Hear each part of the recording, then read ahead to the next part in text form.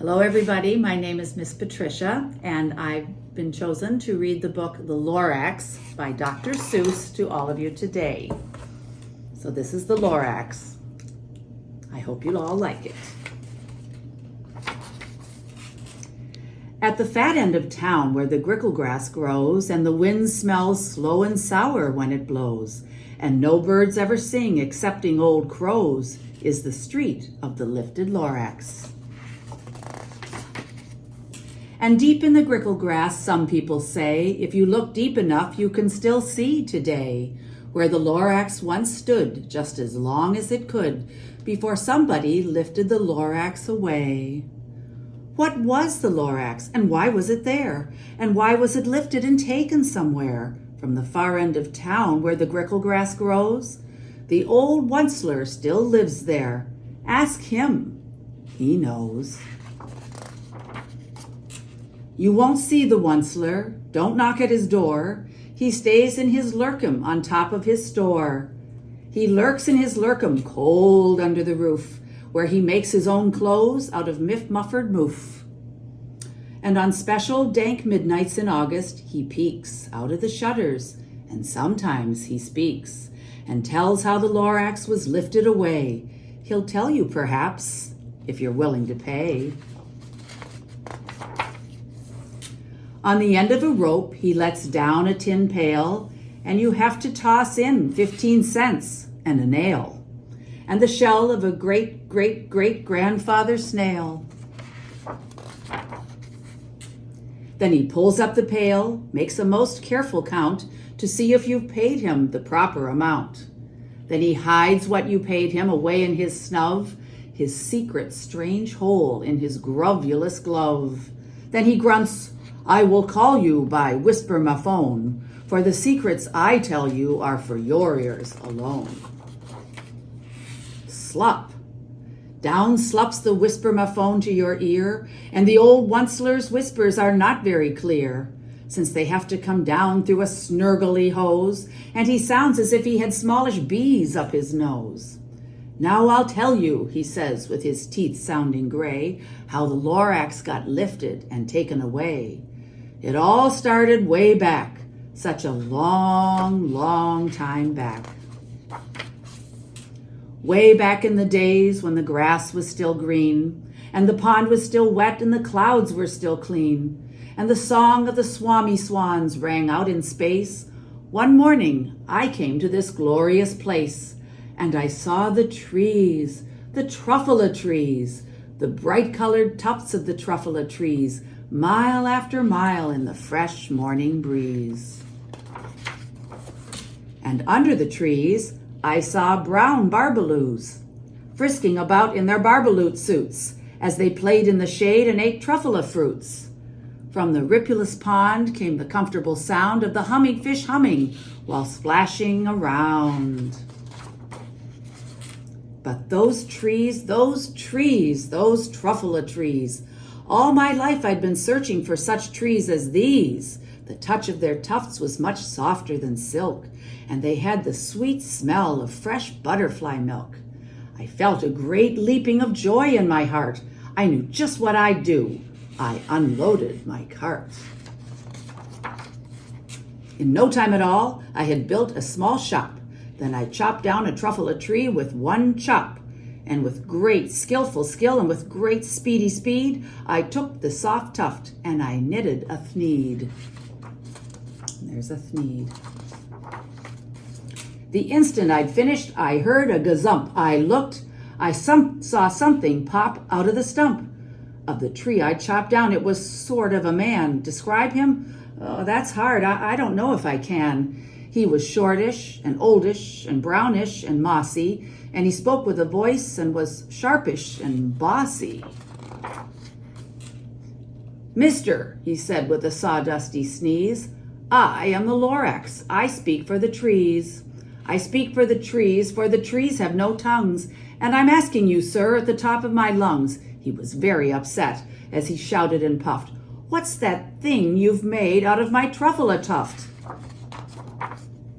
Look, LORAX, I said, there's no cause for alarm. I chopped just one tree. I'm doing no harm.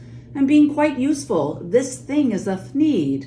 A thneed's a fine something that all people need. It's a shirt, it's a sock, it's a glove, it's a hat, but it has other uses. Oh, yes, far beyond that. You can use it for carpets, for pillows, for sheets, or curtains, or covers for bicycle seats. The LORAX said, "Sir, you are crazy with greed. There is no one on earth who would buy that fool thneed."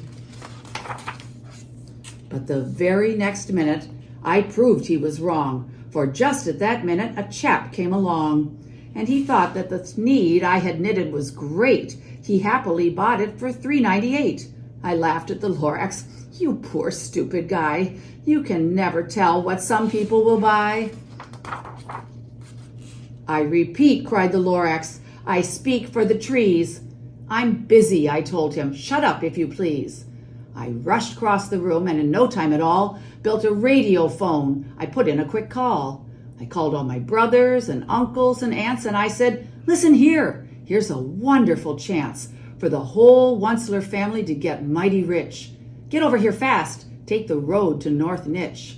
Turn left at Weehawken, sharp right at South Stitch."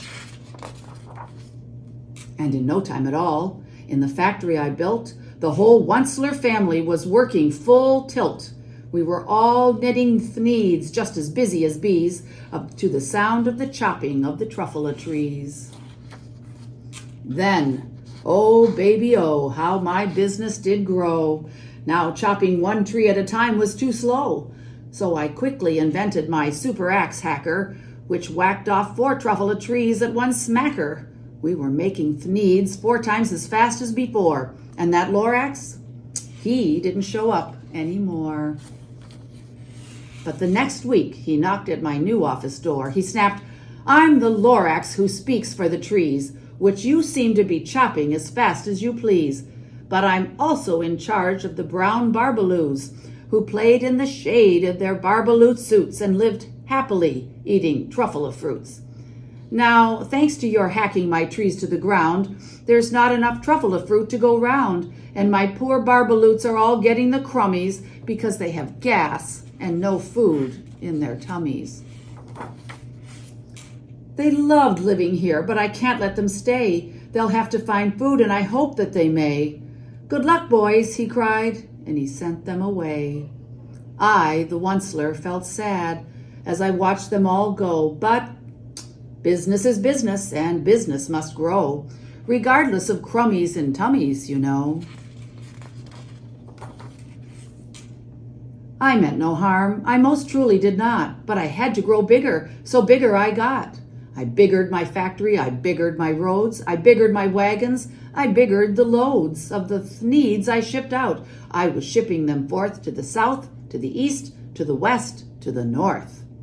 I went right on biggering, selling more thneeds, and I biggered my money, which everyone needs. Then again he came back. I was fixing some pipes when that old nuisance LORAX came back with more gripes. "I am the LORAX," he coughed and he whiffed. He sneezed and he snuffled, he snargled, he sniffed. "Onceler," he cried with a cruffulous croak. "Onceler, you're making such smogulous smoke. My poor swami swans, why, they can't sing a note. No one can sing who has smog in his throat." "And so," said the LORAX, "please pardon my cough. They cannot live here, so I'm sending them off. Where will they go? I don't hopefully know. They may have to fly for a month or a year to escape from the smog you've smogged up around here." "What's more," snapped the LORAX, his dander was up, "let me say a few words about Gluppity-Glup. Your machinery chugs on day and night without stop, making Gluppity-Glup, also Schloppity-Schlop, and what do you do with this leftover goo? I'll show you, you dirty old Onceler man, you."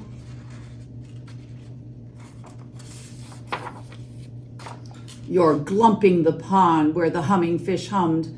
No more can they hum, for their gills are all gummed. So I'm sending them off. Oh, their future is dreary. They'll walk on their fins and get woefully weary, in search of some water that isn't so smeary." And then I got mad. I got terribly mad. I yelled at the LORAX, "Now listen here, Dad. All you do is yap yap and say bad, bad, bad, bad. Well, I have my rights, sir, and I'm telling you, I intend to go on doing just what I do. And for your information, you LORAX, I'm figuring on biggering and biggering and biggering and biggering, turning more truffula trees into thneeds, which everyone needs." And at that very moment, we heard a loud whack.